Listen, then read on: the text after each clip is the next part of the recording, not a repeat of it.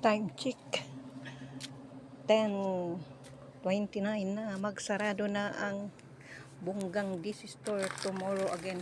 Tomorrow na naman magbukas.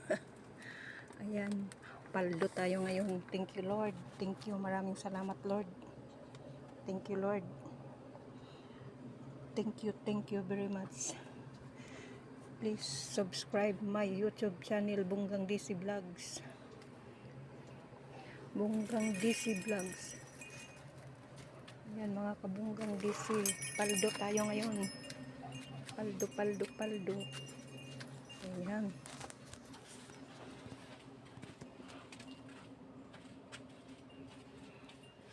Bukas naman tayo bibili ng mantika kasi naubusan ng mantika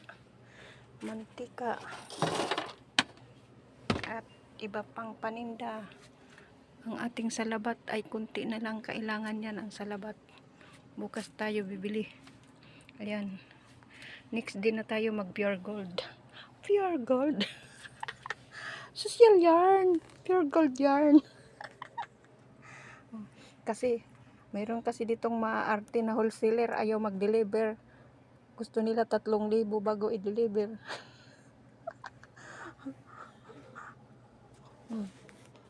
Mauubusan sila ng customer. Malapit dito ang Dali at saka pure gold. Hindi ba nila alam yun? Ang iba nag-grocery. Ako nga gusto kong bumalik sa grocery. Parang dito na lang ako sa bahay manatili, mag-antay na lang ng order. Yan. Yung wholesaler dyan sa taas maarte, ayaw mag-deliver ng halagang 1.8. Ayaw i-deliver, may mga mabigat kasi yun, soft drinks, kaya ayaw kong bitbitin.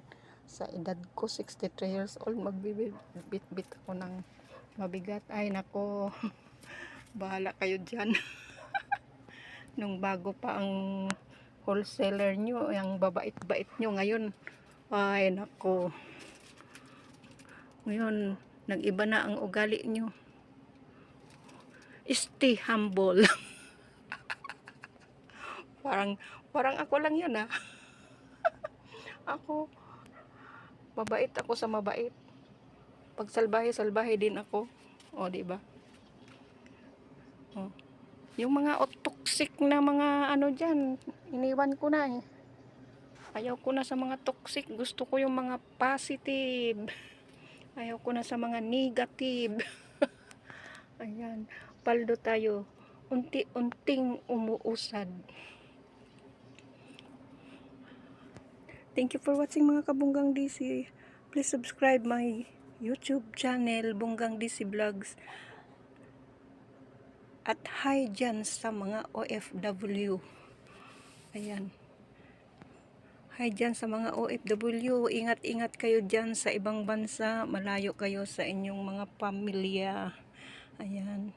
Thank you for watching.